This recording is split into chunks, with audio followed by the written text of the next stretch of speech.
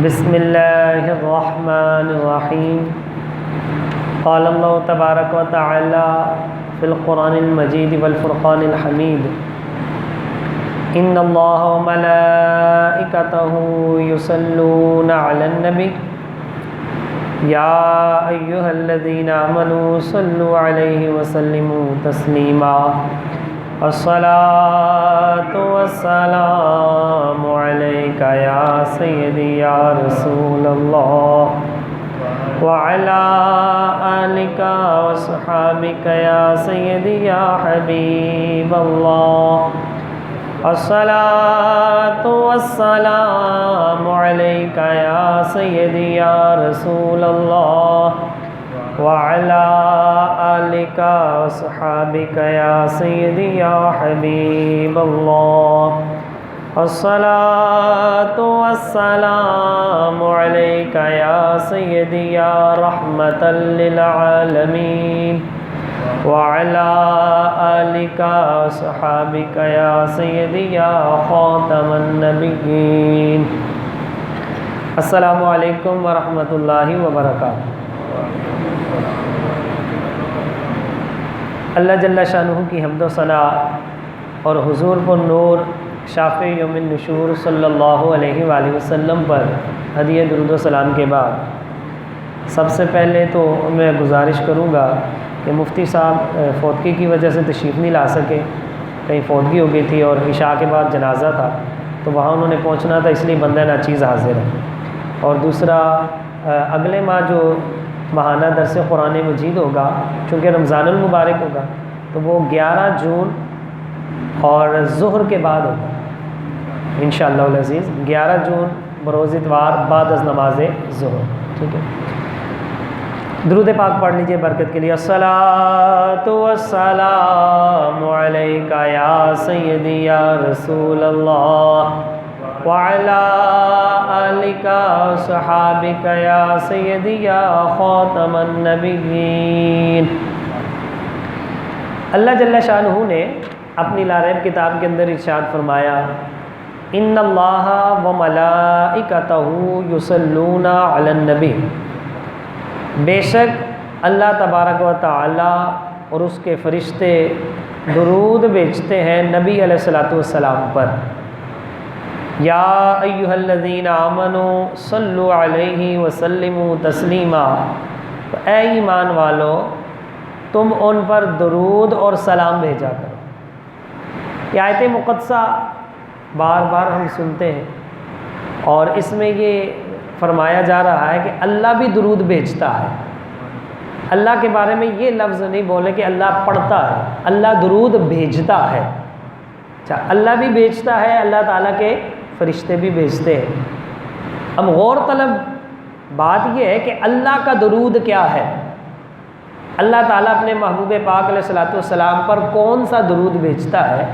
تو امام بخاری علیہ رحمہ بخاری شریف کی جلد نمبر 2 کے اندر ارشاد فرماتے ہیں کہ اللہ تعالیٰ کا درود یہ ہے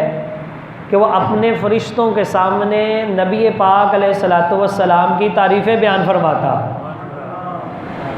یعنی حضور علیہ الصلوۃ والسلام کی تعریفیں بیان ہو رہی ہیں،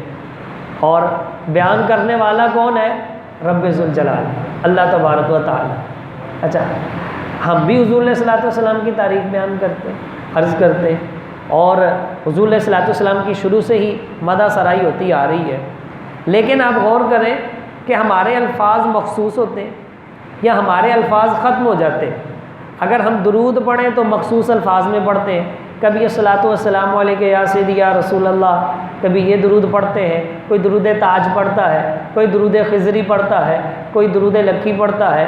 کوئی دلائل الخیرات شریف والے درود پاک پڑھتا ہے۔ تو جو بھی پڑھتا ہے اس کے الفاظ مخصوص ہیں، ہم ان کو بار بار دہراتے رہتے ہیں، ہمارے الفاظ جو ہے وہی ہوتے ہیں، لیکن اللہ تبارک و تعالیٰ جو درود بھیجتا ہے نا اور فرشتوں کے سامنے تعریفیں بیان فرماتا ہے، تو ہر بار وہی تعریف نہیں ہوتی، بلکہ اللہ تعالیٰ تو قرآن مجید میں ارشاد فرماتا ہے وَلَلْآخِرَةُ خَيْرٌ لَكَ مِنَ الْأُولَىٰ، آپ کی آنے والی ہر گھڑی پہلے سے بہتر ہے، تو ہر لمحہ حضور علیہ الصلوۃ والسلام کی نئی شان بیان ہوتی رہتی ہے۔ نہیں شان اللہ تبارک و تعالیٰ، کیونکہ وہ اس کے پاس جو ہے وہ الفاظ لامحدود، اس کو کیا ہم کہہ سکتے ہیں کہ اللہ تبارک و تعالیٰ کے لیے کوئی چیز محدود نہیں ہے۔ اللہ تبارک و تعالیٰ قرآن مجید برہان رشید کی سورہ لقمان کی آیت نمبر 27 کے اندر ارشاد فرماتا ہے وَلَوْ أَنَّ مَا فِي الْأَرْضِ مِنْ شَجَرَةٍ أَقْلَامٌ، اور اگر روئے زمین کے تمام درخت کلمے بن جائیں، وَالْبَحْرُ يَمُدُّهُ مِنْ بَعْدِهِ سَبْعَةُ أَبْحُرٍ، اور تمام سمندروں کی سیاہی ہو جائے اور اتنے ہی 7 سمندر اور آ جائیں اور اپنے رب کے کلمات لکھنے شروع کر دیں، فرمایا ما نفدت کلمات اللہ، یہ درختوں کی کلمیں ختم ہو جائیں گی، سیاہیاں ختم ہو جائیں گی، تمہارے رب کے کلمات ختم نہیں ہوں گے، اللہ کے کلمات ختم نہیں ہوں گے۔ تو اللہ تعالیٰ ہر لمحے اپنے محبوب پاک علیہ السلام کی نئی ہی شان بیان فرماتا ہے۔ تو اللہ تعالیٰ بھی درود بھیجتا ہے، اللہ تعالیٰ کے فرشتے بھی درود بھیجتے ہیں، اور ہمیں اللہ تبارک و تعالیٰ نے ارشاد فرمایا ہے یا ایھا الذین آمنو، اے ایمان والو، اے ایمان والو، صلو علیہ وسلموا تسلیما، تم ان پر درود بھی پڑھو اور سلام بھی پڑھو۔ ہمیں 2 چیزوں کا حکم ہے، اللہ درود بھیجتا ہے اور ہمیں درود اور سلام 2 چیزوں کا حکم ہے، ہم نے درود بھی پڑھنا ہے، سلام بھی پڑھنا ہے۔ اب یہاں اللہ تعالیٰ نے اس آیت مقدسہ میں خاص نہیں کیا کہ تم نے صرف یہی درود پڑھنا ہے، نماز والا ہی پڑھنا ہے، کوئی اور نہیں پڑھنا، بلکہ اللہ تعالیٰ نے فرمایا درود پڑھو اور سلام پڑھو۔ کیسے الفاظ میں؟ اچھے الفاظ میں پڑھو۔ درود نماز والا خاص نہیں ہے، کیونکہ بس اوقات ہم کہہ دیتے ہیں نا بس درود ابراہیمی ہے اور کوئی درود نہیں پڑھنا چاہیے، تو درود ابراہیمی بھی احادیث مبارکہ کے اندر 27 قسم کے ہیں۔ ہر وہ درود جس میں حضرت ابراہیم علیہ السلام کا نام آ جائے اسے درود ابراہیمی کہتے ہیں۔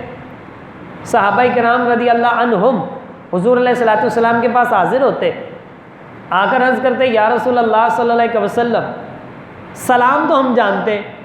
کہ جب آپ کے پاس حاضر ہوتے ہیں تو کہتے ہیں السلام علیکم ایھا النبی ورحمۃ اللہ وبرکاتہ،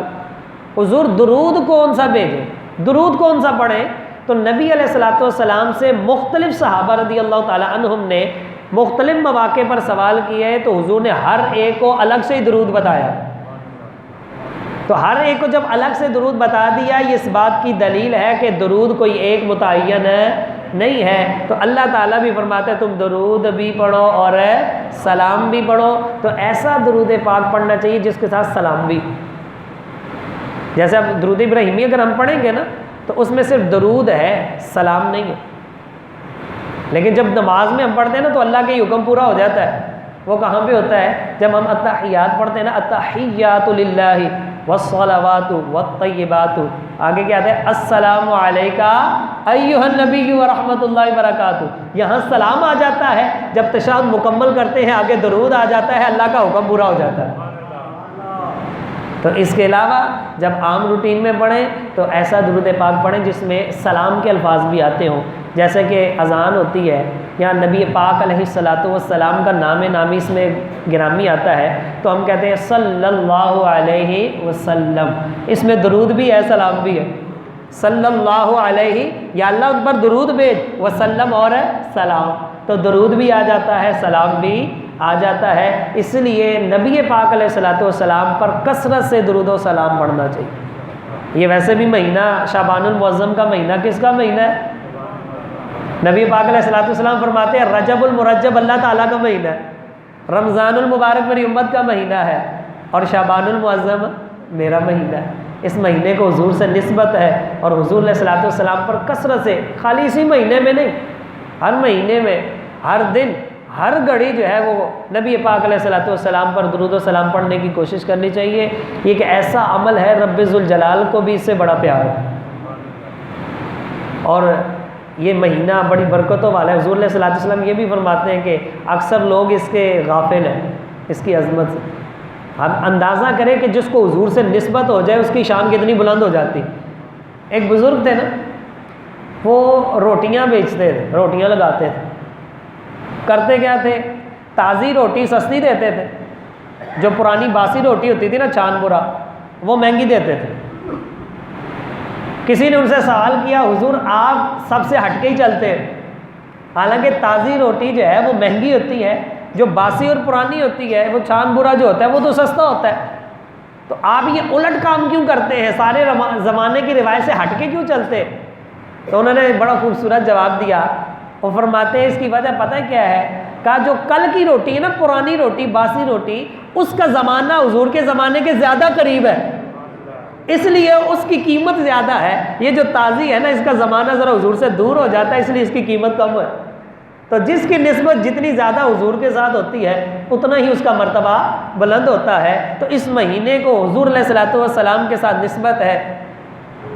نبی علیہ الصلوۃ والسلام کے ساتھ، تو اس کی کتنی شان اور عظمت ہوگی، اور اللہ تعالیٰ نے اس کو کتنی جو ہے اس مہینے کے اندر برکتوں کا نزول فرمایا ہے۔ تو کثرت سے نبی پاک علیہ الصلوۃ والسلام پر درود و سلام پڑھنا چاہیے۔ نبی پاک علیہ الصلوۃ والسلام پر درود و سلام پڑھنے کا فائدہ کیا ہوتا ہے؟ حضرت شاہ ولی اللہ محدث دہلوی علیہ رحمہ آپ فرماتے ہیں کہ اگر کوئی بندہ یہ چاہتا ہے کہ اس کی عزت اور اس کا وقار ہمیشہ قائم رہے، اس کو کبھی ذلت کا منہ نہ دیکھنا پڑے، کبھی ذلیل اور رسوا نہ ہو، اور کبھی بھی جو ہے اس کے اوپر رسوائی مسلط نہ ہو، اس کو چاہیے کہ اپنے نبی علیہ الصلوۃ والسلام پر درود و سلام پڑھا کرے، اللہ اس کے وقار کو بلند فرماتا رہے، یعنی کم نہیں ہوگا، نہ ذلت آئے گی نہ کم ہوگا، بلکہ جو جو درود پڑھتا جائے گا وقار بلند ہوتا چلا جائے گا۔ تو اس لیے حضور علیہ الصلوۃ والسلام پر کثرت سے درود و سلام پڑھنے کی جو ہے عادت اپنانی چاہیے۔ ہم کئی دفعہ ہوتا ہے نا کہہ دیتے ہیں، بعض لوگ کہتے ہیں یار رات کو خواب بڑے ڈراؤنے آتے ہیں، بعض کہتے ہیں بڑے عجیب عجیب خواب آتے ہیں۔ اب عجیب خواب کیوں آتے ہیں؟ اس کی وجہ یہ ہے کہ پہلے تو بسا اوقات ہم عجیب عجیب چیزیں دیکھ کے سوتے ہیں ٹی وی کے اوپر، اور پھر کئیوں کو عادت ہوتی ہے ہیڈ فون لگا کے وہ گانے سننے کی عادت ہوتی ہے، ایسے ہی سو جاتے ہیں۔ تو جب شیطانی آلات ہوں گے، شیطانی چیزیں دیکھیں گے سنیں گے، تو پھر خواب بھی تو شیطانی آنے، رحمانی تو نہیں نہ آنے۔ اگر رحمانی خواب دیکھنے ہیں تو کام بھی تو ویسے کرنے پڑیں گے نا۔ تو ایک دور تھا نا جب یہ نعت پڑھی جاتی تھی، میں سو جاؤں یا مصطفیٰ کہتے کہتے، کھلے آنکھ صلی اللہ کہتے کہتے، تو وہ پڑھیں گے تو صبح یہ کہتے ہوئے اٹھ دیں گے نا، اگر پڑھیں گے نہیں، اور اگر یہ کہتے ہوئے ہم یہ پڑھتے ہوئے سو جائیں گے تو ہو سکتا ہے حضور علیہ الصلوۃ والسلام خود ہی تشریف لے آئے۔ جب درود پاک پڑھیں گے، آپ کو پتہ ہے جب انسان جو خواب ہوتی ہے نا، خواب اکثر لوگ ہمارے ہاں ہوتا ہے کہ خواب صبح اٹھ کے جو سب سے پہلے سامنے آ جاتا ہے نا اسی کو بیان کر دیتے، حالانکہ خواب ہمیشہ معبر کو جو تعبیر جانتا ہے اس کو بیان کرنا چاہیے، ہر ایک کو خواب نہیں بیان کرنا چاہیے، جس کو تعبیر آتی ہے اس سے بیان کرنا چاہیے، اور وہ آپ کا خیر خواہ بھی ہونا چاہیے، اس لیے کہ خواب کی تعبیر جو جیسے بتا دیتا ہے پھر ویسے ہو جاتی ہے، تو ہمیں بسا اوقات پتہ نہیں ہوتا تو ہم جس سے مرضی بیان کر دیتے ہیں، پھر ہر بندہ اپنی مرضی کی جو اس کے دماغ میں آتا ہے تعبیر بیان کر دیتا ہے، پھر ویسے ہی ہو جاتی۔ اور جو اچھا تعبیر بیان کرنے والا یا معبر ہوگا نا، وہ آپ سے چند باتیں پوچھے گا، وہ پوچھے گا جناب رات کو آپ خواب رات کو آئی ہے کہ صبح آئی ہے؟ اگر رات کو تہجد کے وقت آئی ہے کہ فجر کے وقت آئی ہے، پھر یہ پوچھے گا آپ نے عشاء کی نماز پڑھی تھی کہ نہیں پڑھی تھی، پھر آپ باوضو سوئے تھے کہ نہیں سوئے تھے، جب آپ کو خواب آئی تھی تو آپ کس حالت میں لیٹے ہوئے تھے، یا رات کو جب آپ سوئے تھے پریشان تو نہیں تھے۔ تو اس طرح کی باتیں پوچھنے کے بعد جب وہ اپنی تسلی کر لے گا، پھر وہ بتائے گا کہ آپ کی خواب جو ہے وہ تعبیر والی ہے کہ نہیں ہے، کہیں شیطانی یا جسمانی کسی طبیعت کی وجہ سے تو نہیں ہے۔ بس اوقات معدہ بھی خراب ہو تو خواب آنے شروع ہو جاتے،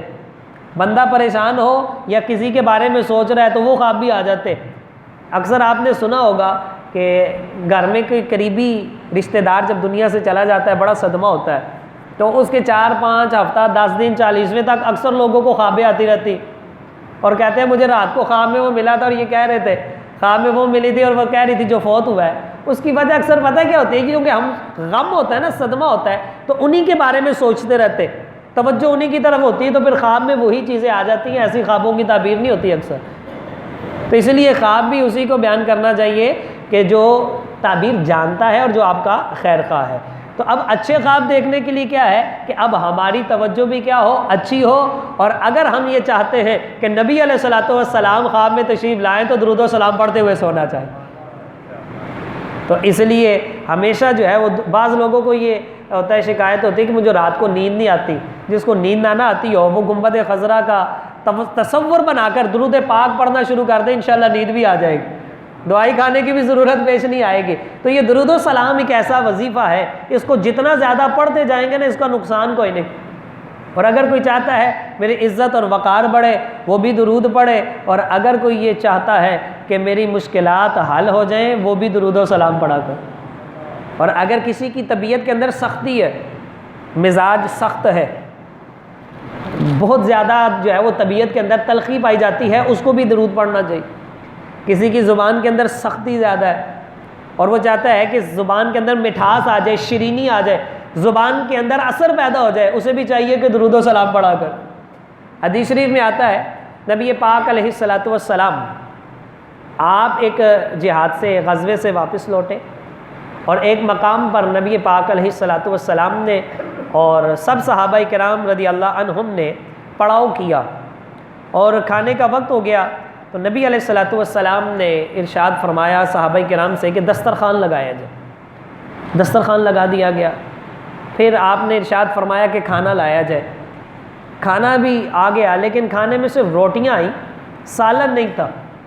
تو صحابہ کرام رضی اللہ عنہم نے عرض کیا یا رسول اللہ صلی اللہ علیہ وسلم،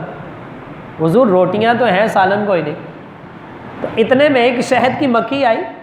اور وہ نبی علیہ الصلوۃ والسلام کے کان مبارک کے قریب آ کے نا تو ایسے جیسے حضور سے باتیں کر رہی ہے،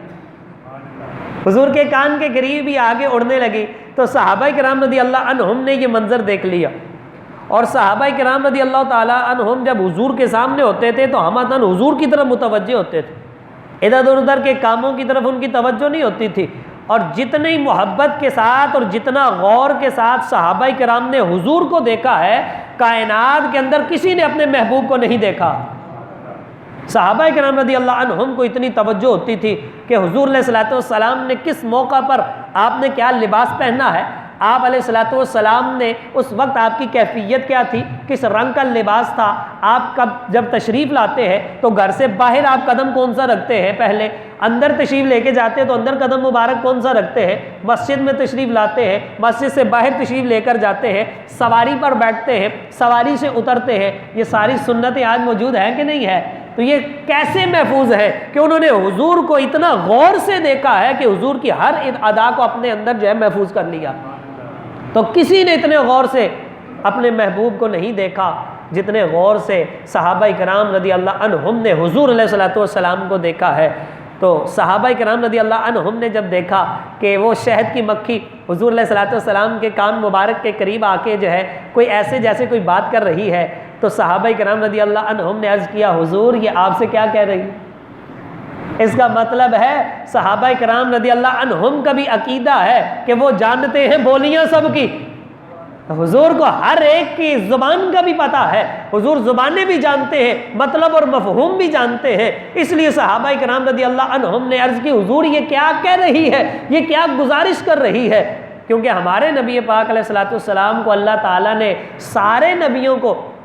جو الگ الگ معجزے دیے تھے وہ سارے اکٹھے کر کے ہمارے نبی پاک علیہ الصلوۃ والسلام کی ذات مراد، بلکہ اس سے بھی زیادہ سب سے زیادہ ہمارے نبی پاک علیہ الصلوۃ والسلام کے پاس معجزات. تو حضور جس طرح سلیمان علیہ السلام وہ چیونٹیوں کی باتیں سن لیتے تھے اور ان کو سمجھ بھی لیتے تھے، آوازیں دور سے سن لیتے تھے، سمجھ لیتے تھے، ہمارے نبی پاک علیہ الصلوۃ والسلام اس سے بھی دور کی باتیں سن اور سمجھ لیتے. تو وہ شہد کی مکھی آ کے قریب آپ کے کان مبارک کے قریب جب اڑ رہی ہے تو صحابہ کرام رضی اللہ عنہم نے عرض کیا حضور یہ کیا گزارش کر رہی ہے. تو نبی پاک علیہ الصلوۃ والسلام نے ارشاد فرمایا کہ یہ کہہ رہی ہے کہ حضور علیہ الصلوۃ والسلام آپ کے صحابہ کرام رضی اللہ عنہم کے پاس روٹیاں ہیں، سالن نہیں ہے، تو میں گزارش کرتی ہوں ہم نے وہ پہاڑ کے اندر نا ہم نے اپنے شہد کا چھتا بنایا ہوا ہے، حضور میں کمزور سی ہوں اٹھا کے نہیں لا سکتی، آپ اپنے کسی صحابی سے کہیے وہاں چلا جائے اور سالن کے طور پہ ہمارا شہر اتار کے لے آئے.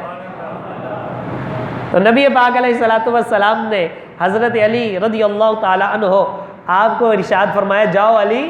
جاؤ اور جا کے شہد اتار کے لے آؤ. اب حضرت علی رضی اللہ تعالیٰ عنہ گئے تو انہوں نے منہ پہ کپڑا نہیں لپیٹا، ہاتھوں پہ گلوز نہیں چڑھائے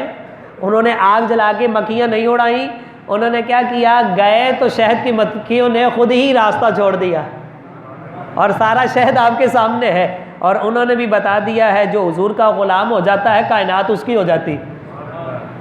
نبی پاک علیہ الصلوۃ والسلام کی غلامی اختیار کرنے کی ضرورت ہے، یقین مانے ہر چیز غلام ہو جاتی ہے۔ ابو جہل اور ابو لہب کو تو سمجھ ہی نہیں نہ آئی، وہ سرداری کے ذام میں رہے کہ اگر حضور کے غلام ہو گئے تو ہماری سرداری ختم ہو جائے گی، انہیں پتہ ہی کوئی نہیں تھا ان کے غلام ہو جاؤ وقت کے بادشاہ ہو جاؤ گے، وہ بیچارہ سمجھ ہی نہیں سکا ہے۔ بلال حبشی رضی اللہ تعالیٰ نے کوئی دیکھ لیتا نا جو غلام تھے، لیکن جب حضور علیہ الصلوۃ والسلام کی غلامی اختیار کی تو حضور نے کعبے کی چھت پہ چڑھا دیا،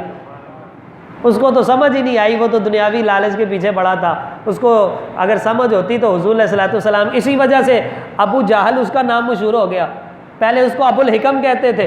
حکمتوں والا، دانائیوں والا، سمجھ والا، لیکن جب حضور کا انکار کیا تو پھر حکمتوں والا نہیں رہا، جہالتوں والا ہو گیا، کیونکہ حکمت آتی ہی حضور علیہ الصلوۃ والسلام کی ساتھ نسبت سے۔ تو حضرت علی رضی اللہ تعالیٰ نے گئے تو شہد کی مکھیوں نے کچھ بھی نہیں کہا، اور اسی طرح حضرت سفینہ حوالی رضی اللہ تعالیٰ نے حضور کے صحابی تھے، تو آپ جو ہے نا وہ ایک دفعہ جنگل میں گئے تو راستہ بھول گئے، جب راستہ بھول گئے تو اچانک آگے سے شیر آ گیا، تو آپ گھبرائے نہیں، آپ ڈرے نہیں، حالانکہ شیر جیسا درندہ اس کو دیکھ کے کوئی بھی شخص جو ہے وہ بڑے سے بڑا بہادر بھی گھبرا جاتا ہے، لیکن حضرت سفینہ حوالی رضی اللہ تعالیٰ عنہ آپ ڈرے نہیں، لرزے نہیں، آپ نے عربی کا جملہ بولا، اللہ تعالیٰ نے ان کی برکت سے شیر کو بھی سمجھ عطا فرما دی، اور کہا کہ یا ابا الحارث انا مولا رسول اللہ صلی اللہ علیہ وسلم، کہ اے شیر مجھ پر حملہ نہ کرنا، میں رسول اللہ کا غلام ہوں۔ فرمایا جب اتنا یہ کہا کہ میں حضور علیہ الصلوۃ والسلام کا غلام ہوں تو شیر جو ہے نا وہ دم ہلاتا ہوا آپ کے قدموں میں آیا ہے، اور پھر کہا میں راستہ بھول گیا ہوں، تو پھر آگے آگے چل کے آپ کو شہر کے راستے پہ چھوڑ کر بھی آیا۔ تو جو حضور علیہ الصلوۃ والسلام کا ہو جاتا ہے پھر زمانہ اس کا ہو جاتا ہے، کائنات اس کی ہو جاتی ہے۔ تو حضرت علی رضی اللہ تعالیٰ عنہ کو شہد کی مکھیوں نے کچھ کہا نہیں، آپ اس سے ڈرے کوئی نہیں، آپ شہد اتار کر لے آئے، اور جب واپس تشریف لاتے ہیں تو حضور علیہ الصلوۃ والسلام کے پاس جب حاضر ہوتے ہیں تو شہد کی مکھی پھر آتی ہے اور پھر حضور کے کان کے قریب آ کے پھر منڈلاتی ہے۔ تو صحابہ کرام رضی اللہ عنہم نے عرض کیا حضور اب کیا کہتی ہے؟ تو آپ علیہ الصلوۃ والسلام نے ارشاد فرمایا، آپ فرماتے ہیں کہ اب یہ جو میں نے سوال کیا تھا نا اس کا جواب دے رہی ہے، میں نے اس سے یہ کہا تھا کہ تم جو ہے کیا کرتی ہو کہ تمہارے اندر کا جو تم تھوک بعد میں باہر نکالتی ہو، لعاب نکالتی ہو، وہ شہد بن جاتا ہے، تم کھاتی پیتی کیا ہو؟ تو اس نے گزارش کی کہ حضور ہم نے کیا کھانا پینا ہے، ہم جنگلوں میں نکل جاتے ہیں، باغات میں جاتے ہیں تو پھولوں کے رس چوستی ہیں، اور کوئی پھول جو ہے وہ کڑوا ہوتا ہے، کوئی میٹھا ہوتا ہے، کوئی ترش ہوتا ہے، کوئی تلخ ہوتا ہے، ہر ایک کا مزاج جو ہے وہ مختلف ہوتا ہے۔ تو آپ علیہ الصلوۃ والسلام فرماتے ہیں تو پھر کیا وجہ ہے کہ یہ جو رس تم چوستی ہو، کڑوے، ترش، میٹھے، تلخ، یہ سارے جب مکس ہو کے اندر جاتے ہیں، باہر نکالتی ہو تو یہ شہد کیسے بن جاتا ہے؟ تو شہد کی مکھی عرض کرتی ہے حضور علیہ الصلوۃ والسلام سے کہ آقا علیہ الصلوۃ والسلام ہماری ایک سردار ہوتی ہے کہ جب ہم شہد وہ رس چوستے ہیں اور چوس کے واپس چھتے کی طرف جاتے ہیں تو وہ سب سے آگے درود پڑھنا شروع کرتی ہے، پیچھے پیچھے ہم بھی پڑھنا شروع کر دیتے ہیں، جب چھتے میں جا کر ہم اگل دیتے ہیں اللہ تعالیٰ اسے شہد بنا دیتا ہے۔ تو یہ درود پاک کی برکت ہے کہ اللہ تبارک و تعالی ہمارے کڑوے رسوں کو بھی شہد جیسا میٹھا بنا دیتا ہے، اور پھر قرآن میں بھی تو فرماتا ہے نا فیہ شفاء للناس، اس کے اندر اللہ تعالیٰ نے شفا رکھ دی۔ تو یہ اگر کوئی چاہتا ہے کہ اس کی کڑواہٹ دور ہو، اس کی تلخی ختم ہو، اس کے اندر ترش روئی ختم ہو جائے، مٹھاس اور شیرینی پیدا ہو جائے، زبان کے اندر حلاوت پیدا ہو جائے، تو اسے کیا کرنا چاہیے؟ درود و سلام پڑھنا چاہیے۔ درود پاک علیہ السلام کی اتنی برکت ہے درود پاک کی کہ ہم سب لوگ جو ہے نا یہ درود پاک کی برکت ہے، یہ پوری کائنات درود پاک کی برکت ہے، یہ پوری مخلوق جو انسان ہے نا، انسان سارے، یہ درود پاک کی برکت ہے۔ حضرت آدم علیہ نبینا علیہ الصلوۃ والسلام جب اللہ تبارک و تعالیٰ نے آپ کو دنیا میں بھیجا اور پھر حضرت حوا سلام اللہ علیہا کے ساتھ آپ کا نکاح ہوا تو رب ذوالجلال نے ارشاد فرمایا کہ آدم علیہ السلام اب حق مہر ادا کرو۔ اب حق مہر ہمارے ہاں بھی تو رائج ہے نا، کم از کم جو ہے وہ کتنا ہونا چاہیے؟ وہ تقریباً 3.25 تولے چاندی کے قریب ہونا چاہیے، ہمارے ہاں بس نکاح کے اندر، شادیوں کے اندر ایک ہی شرعی حکم ہوتا ہے کہ نکاح کتنا رکھنا جی، شرعی رکھ لو، وہ حق مہر کتنا رکھنا ہے، شرعی رکھ لو، تو باقی ساری چیزیں غیر شرعی۔ حالانکہ یہ بھی جو ہے نا، یہ کم از کم مقدار ہے، مقرر نہیں کیا شریعت نے کہ آپ نے اتنا ہی دینا ہے، کہا اس سے کم نہیں ہونا چاہیے، زیادہ سے زیادہ اپنی حیثیت کے مطابق جتنا مرضی دو، تو حق مہر ہے نا۔ تو ہمارے ہاں تو جس کی کوئی قیمت بنتی ہے، سونا چاندی یا روپیہ پیسہ درہم دینار، لیکن جب آدم علیہ السلام اور حوا سلام اللہ علیہ ہاں ہیں، تو اس وقت جو ہے وہ کون سا سکہ رائج تھا؟ ابھی تو دو ہی ہے، ابھی تو اولاد آگے پیدا ہوئی نہیں، یا آدم علیہ السلام ہے یا حوا سلام اللہ علیہ ہے۔ تو کہا اللہ تعالیٰ نے ارشاد فرمایا کہ آدم کیا اب تم جو ہے نا حق مہر ادا کرو، نکاح ہو گیا ہے۔ تو نبی پاک علیہ الصلوۃ والسلام کہ ابا جان حضرت آدم علیہ السلام ابو البشر سب کے ہی ابا جان ہے، تو انہوں نے عرض کی پاک پروردگار حق مہر کیا ادا کرو، حق مہر کیا ہے؟ تو نبی پاک علیہ الصلوۃ والسلام پر اللہ تعالیٰ نے فرمایا 20 مرتبہ درود پڑھ لو، حق مہر ادا ہو جائے گا۔ نبی علیہ الصلوۃ والسلام پر 20 مرتبہ درود پڑھنے سے حق مہر ادا ہو جائے گا۔ انہوں نے حق مہر ادا کیا، اب نکاح جو ہے وہ مکمل ہو گیا، ساری مخلوق پیدا ہو گئی۔ تو یہ ہم سب سارے انسان جو ہے نا، یہ بھی درود پاک کی برکت ہے، لیکن یہ حق مہر ہمارا نہیں ہو سکتا ہے، ہاں یہ انہی کے لیے تھا، یہ انہی کے لیے خاص تھا، ہمارے لیے نہیں ہے۔ تو نبی پاک علیہ الصلوۃ والسلام پر درود و سلام پڑھنے کی اتنی فضیلت ہے، اتنی اس کی برکتیں ہیں کہ اگر کوئی مشکل آ جائے تو تب بھی درود پاک پڑھنا چاہیے، کوئی چیز بھول جائے تب بھی درود پاک پڑھنا چاہیے، مسجد کو دیکھے تب بھی درود پاک پڑھنا چاہیے، مسجد میں داخل ہوں تب بھی درود پاک پڑھنا چاہیے، مسجد سے باہر جائیں تب بھی درود پاک پڑھنا چاہیے، یہاں تک کہ دعا مانگے تو پہلے درود پاک پڑھنا چاہیے، دعا مانگ کے فارغ ہوں تو پھر کیا کرنا چاہیے؟ درود پاک پڑھنا چاہیے، کیونکہ نبی علیہ الصلوۃ والسلام نے یہ بھی ارشاد فرمایا نا، وہ دعا زمین اور آسمان کے درمیان میں لٹکی رہتی ہے کہ جس کی شروع میں اور آخر میں درود پاک نہیں پڑھا جاتا۔ اس کا مطلب ہے دعاؤں کی قبولیت کے لیے اور عرش الہی تک جانے کے لیے درود پاک پڑھ کی حیثیت رکھتے ہیں، یہ درود پاک کے پڑھ لگائیں گے تو دعا اوپر جائے گی، ورنہ یہ زمین و آسمان کے درمیان ہے، معلق رہے گی۔ اس لیے درود پاک جتنا کثرت سے ہو سکے اس کا ورد رکھنا چاہیے، کیونکہ انسان جو زندگی میں چلتے پھرتے اکثر اپنی زبان پر جاری رکھتا ہے، موت کے وقت بھی وہی جاری ہوتا ہے۔ ہم یہ شعر تو پڑھتے ہیں نا، میں وہ سنی ہوں جمیل قادری مرنے کے بعد میرا لاشا بھی کہے گا الصلاۃ والسلام، تو یہ دنیا کے اندر عادت بنائی ہوگی تو کہے گا نا، اگر دنیا میں عادت نہیں بنائی کبھی پڑھا ہی کوئی نہیں۔ ہم نا بڑے عجیب ہیں، شیخ سعدی شرازی بھی فرماتے ہیں انسان بڑا عجیب ہے، بڑا ہی عجیب انسان ہے۔ کہا حضور کیا ہوا؟ کہا یہ ایسا عجیب ہے کہ یہ کرتا کیا ہے کہ پہلے پیسہ کمانے کے لیے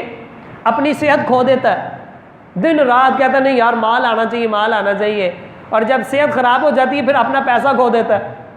کہتا وہ پیسہ جتنا مرضی لگا دو میری صحت آنی چاہیے، بیماریاں دور ہونی چاہیے۔ کہتے ہیں یہ حال کے اندر مستقبل کے بارے میں سوچ کر اپنا حال ضائع کرتا ہے، اور جب مستقبل میں چلا جاتا ہے پھر ماضی کو یاد کر کے روتا رہتا ہے۔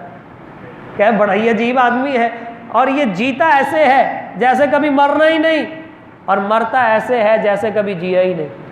کہ بڑا عجیب انسان ہے یہ۔ ہم لوگ کہتے ہیں ایسا عجیب ہے، کرتا کیا کہ زندگی جو ہے وہ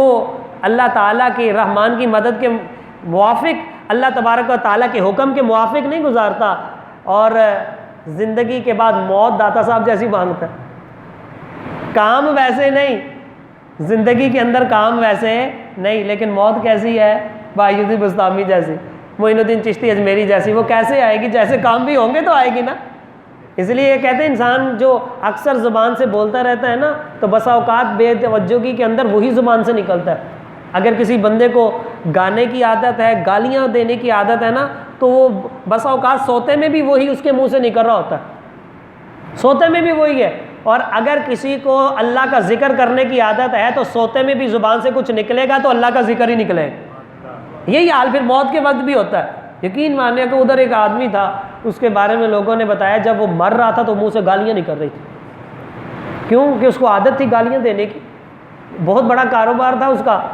ٹھیک ہے۔ اب وہ کاریگروں کو گالیاں نکالتا تھا چھوٹی چھوٹی بات پر، اس کی گالیوں کی عادت پکی ہوئی تھی، تو جب آخری وقت آیا تو زبان سے تکلیف کے لیے وقت جو ہے وہی نہیں کر رہا ہے، لیکن وہ بھی لوگ دیکھے ہیں. ایک بوڑھی اماں جی تھی کہ جو کئی دنوں سے بے ہوش تھی, کوئی گیا تو ان کو جا کر دیکھا تو ان کے ہونٹ ہل رہے تھے, تو کان قریب کر کے سنا تو سورہ یاسین پڑھ رہی. ان کے بیٹوں سے پوچھا یہ اماں جی کیا کرتی ہے؟ کہا انہیں قرآن سے بڑا پیار تھا, سورہ یاسین سے بڑا پیار تھا. یہ اکثر روزانہ جو ہے نا جہاں قرآن پاک پڑھتی تھی تو خاص طور پر سورہ یاسین ضرور پڑھتی تھی, اس لیے جتنے دنوں سے یہ بے ہوش ہے اتنے دنوں سے زبان سے سورہ یاسین ہی نکل رہی. تو اسی طرح اگر ہم اللہ کا ذکر کرنے کے درود پاک پڑھنے کے عادی ہوں گے تو جب ہماری بھی روح نکلے گی کہ تو درود پاک ہی نکلے. اللہ کا ذکر کرنا چاہیے. اور بعض درود پاک ایسے ہیں, ایک درود پاک ہے اللہم صلی علی سیدنا و مولانا محمد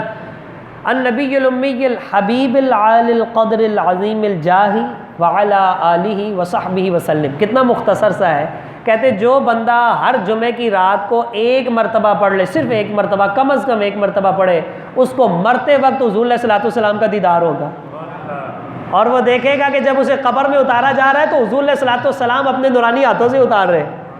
تو جب ہم درود پاک کی عادت بنائیں گے, ذکر و اذکار کی, اللہ تعالیٰ کے ذکر کی, سبحان اللہ کی, الحمدللہ کی, اللہ اکبر کی, یہ ساری چیزوں کی عادت بنائیں گے, تو جب موت کے وقت حضور کا چہرہ دکھائی دیا جائے گا تو اس وقت کہیں گے سبحان اللہ, الحمدللہ, اللہ اکبر, اور پھر کہیں گے یا اللہ تیرا شکر ہے ان ہستیوں کو بھیج دیا, الصلاۃ والسلام علیکہ یا رسول اللہ. پھر ساری چیزیں جو ہے وہ آ جائیں گی. لیکن کب؟ جب ہم اپنی روزمرہ کی زندگی میں یہ گانوں کو چھوڑ کر, گالی گلوچ کو چھوڑ کر, بیہودہ گفتگو کو چھوڑ کر جب نبی پاک علیہ الصلوۃ والسلام پر درود و سلام پڑھیں گے, اللہ تعالیٰ کا ذکر کریں گے, اللہ تعالیٰ آخری وقت میں بھی یہی جاری فرمائے.